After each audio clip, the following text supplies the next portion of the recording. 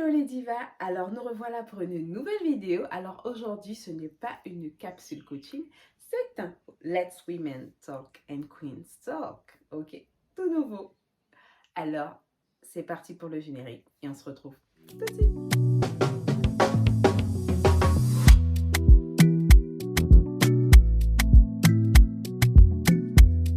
Salut les divas, nous revoilà pour une nouvelle rubrique sur ECLS Coaching. Alors laisse-moi me présenter si tu ne me connais pas encore. Je suis Alison Vincent, j'ai 33 ans, maman de 2 enfants, dans mon métier actuel professeure et formatrice d'anglais.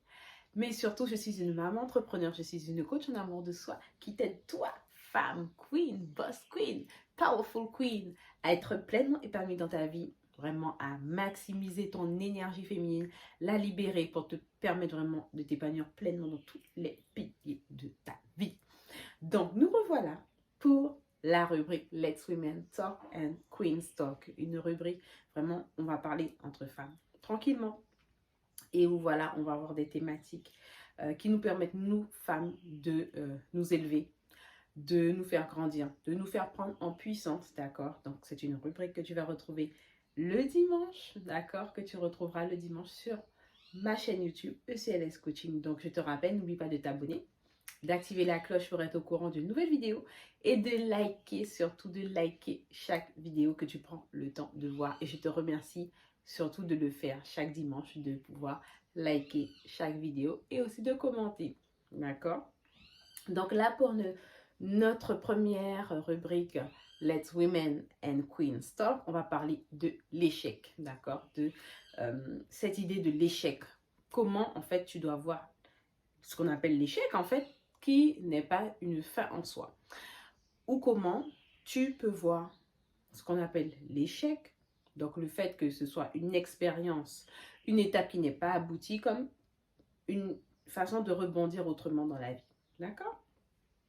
Donc, comment voir l'échec autrement comme une expérience? Donc, sache déjà que pour donner la définition du mot échec, donc le mot échec, d'accord, est un mot persan, d'accord, un mot persan qui signifie le butin, d'accord. Dans certaines autres communautés, ça signifie aussi le roi, d'accord. Donc déjà, ça te donne un petit peu de précision sur la valeur de ce mot en fait.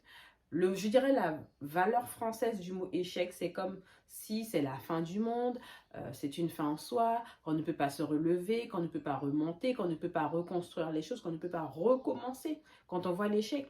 Alors que l'échec, en fait, c'est autre chose. L'échec, c'est une expérience qui n'a pas abouti.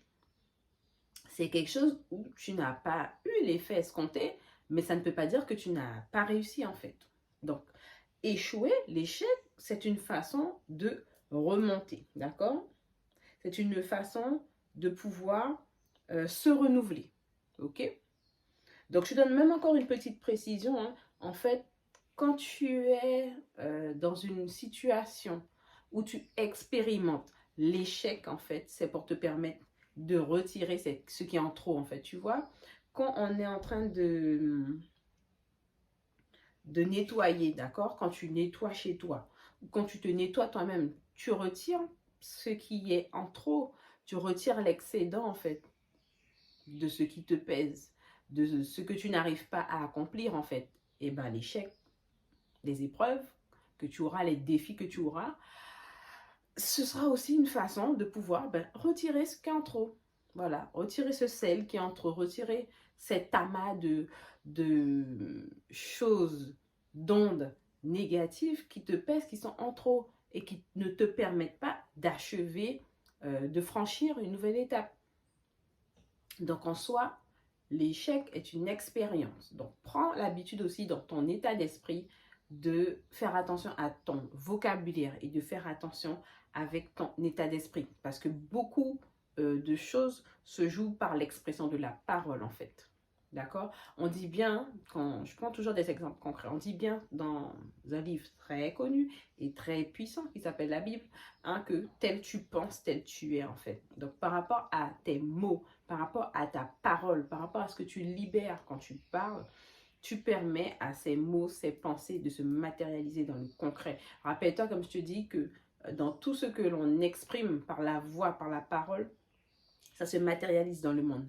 matériel, naturel, mais ça se matérialise aussi au monde surnaturel et invisible. Donc, de faire attention à ton vocabulaire et à ton mindset parce que les deux se travaillent ensemble, d'accord? Donc, d'y faire vraiment attention. Autre point nécessaire pour te permettre vraiment d'aller de l'avant, c'est de retirer le vieux. Des fois, on a peur de perdre les autres.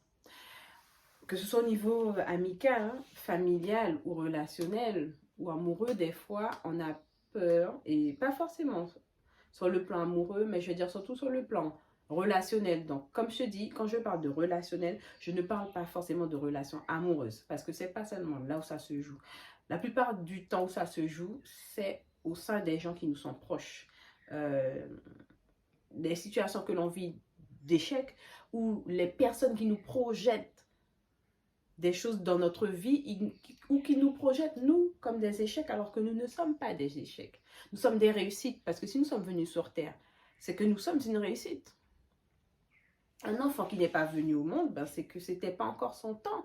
Mais un enfant qui arrive à venir au monde, un être qui arrive à venir au monde, c'est que vraiment qu'il y avait une mission derrière et ce n'est pas un échec en fait. Quand tu viens au monde, quand tu poses tes pieds sur terre, quand tu fais en sorte que ton souffle de vie puisse vraiment sortir, ce n'est pas un échec.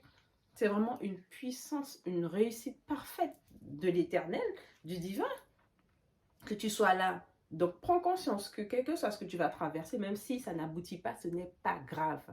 L'essentiel, c'est que tu te dis que j'analyse l'échec, j'analyse l'expérience qui n'a pas abouti, et avec cette analyse que j'ai, cette observation, cette transparence que j'ai, cette honnêteté que j'ai de ce que je n'ai pas abouti dans mon expérience, ce qui n'a pas abouti, ce qui n'a pas été concrétisé, ben, ça veut dire que j'avais des éléments que je n'avais pas vus, que je n'étais pas allée à fond dans mon analyse pour me permettre de pleinement réaliser mon projet. Et quand je parle de projet, ce n'est pas que le projet professionnel, mais est-ce que tu es consciente que tu as un projet de vie? As-tu un projet de vie? Le projet de vie dépend de vous, femmes. Ce n'est pas forcément d'être mariée, d'avoir des enfants, d'avoir une grosse voiture, etc. Chaque femme doit définir quel est son projet de vie, en fait. Prends le temps de bâtir ton projet de vie. Est-ce que c'est dans ton accomplissement de femme? Est-ce que c'est dans ton accomplissement de mère? Est-ce que c'est dans un accomplissement spirituel? Est-ce que c'est dans un accomplissement financier? Est-ce que c'est dans un accomplissement vraiment d'abondance, de bonheur, de sérénité, de paix que tu veux t'accomplir? Tu veux un projet de vie en fait qui soit en adéquation, en alignement avec celle que tu es en fait. Donc, plus ton projet de vie est concret, plus tu permettras qu'au-delà de ce que tu vis, au-delà des expériences ou des échecs, que tu avances quand même, que tu produis de l'abondance, que tu dégages de la sérénité, de la paix dans tout ce que tu fais, dans tout ce que tu vis, dans tout ce qui t'entoure, avec la bonne énergie, la pleine conscience, d'accord? De ce que tu vis, de ce que tu fais et surtout de ce que tu es. Ok? Donc, de prendre conscience que, comme je vous disais, des fois, on a peur de pouvoir laisser partir. Donc, je dirais bien plus que le lâcher prise.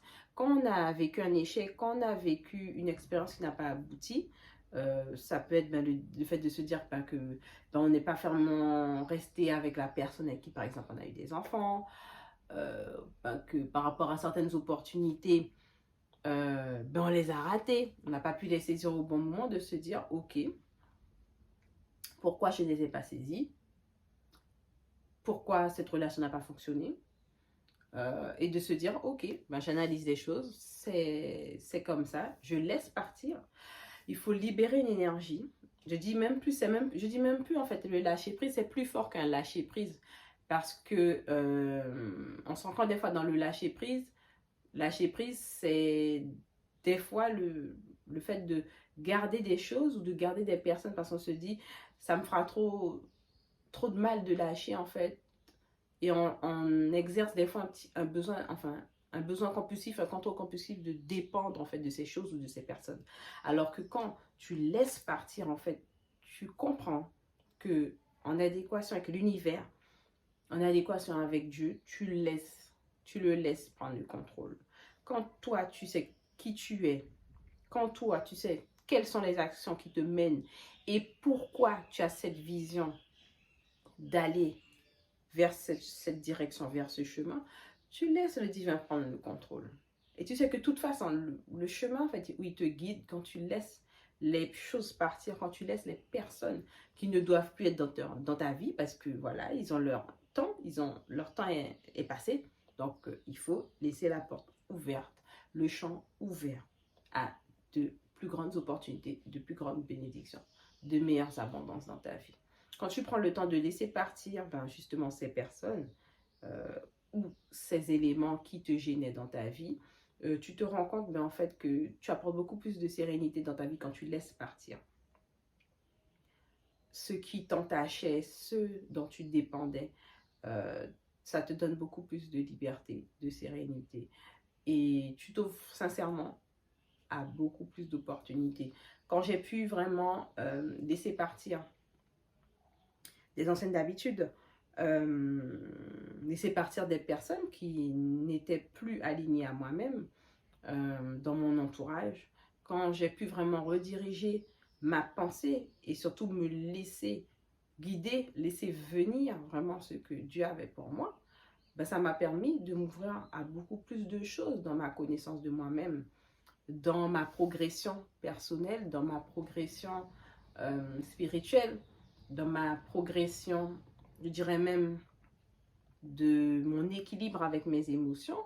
Ça m'a vraiment permis de développer mon identité, celle que je suis, encore plus en profondeur, donc de briller, de rayonner encore plus et de permettre aussi à ceux qui m'entourent aussi de pouvoir gagner avec cette énergie, gagner avec cette ouverture, gagner avec cette sérénité, gagner avec cette paix en plus. Et tu as des bénédictions en fait qui vont arriver tout de suite après que tu aies pris conscience que oui, c'est pas facile, oui, c'est pas évident, c'est dur, c'est pas simple, mais tu le fais et tu le fais en conscience et tu sais pourquoi. Et tu y restes solide derrière tes décisions, tu t'affirmes derrière tes décisions, les bénédictions abondent en fait dans ta vie après et tu te dis waouh, si j'avais pris conscience que je devais laisser partir ces éléments, ces personnes, j'aurais pu prendre conscience, mais ne t'en veux pas en fait. Aller trop vite, c'est pas bon. Aller avec son temps, c'est beaucoup mieux. Donc, mieux vaut prendre ton temps. Cependant, ne reste pas je dirais, à rester dans l'emprise, en fait, de ce que tu as qui t'a perturbé, mais à vraiment t'ancrer, en fait, dans ton être, dans ton identité.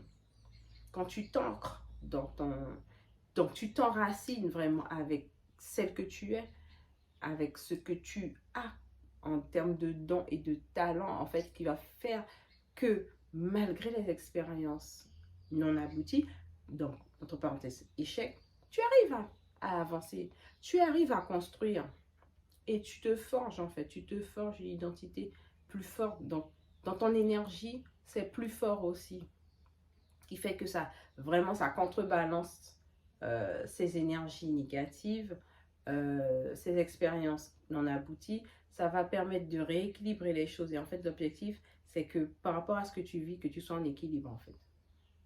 C'est pas grave si des fois on est en déséquilibre. L'important, c'est de retrouver cet équilibre, de réajuster les choses pour que vraiment, toi, tu puisses t'établir. Et puis, surtout que quand tu es dans ce nouveau cycle, où tu vois au-delà des échecs, au-delà des expériences non abouties, quand tu es dans ce nouveau cycle, au niveau de tout ce que tu vas semer dans tes piliers, donc ton pilier personnel, ton pilier relationnel, familial, ton pilier spirituel, ton pilier mindset et ton pilier financier, ça apportera une richesse différente, mais une richesse qui va te porter loin dans ton épanouissement et dans ta progression. Et voilà, pour moi, c'était tout pour ce Let's Women Talk and Queens Talk. J'espère que cette première rubrique t'a plu. Donc j'attends ton retour en commentaire. Tu me diras ce que tu en penses et tu me diras comment toi, tu as ressenti les choses. N'oublie pas de liker, de commenter cette vidéo. On se dit à très bientôt. Bye bye.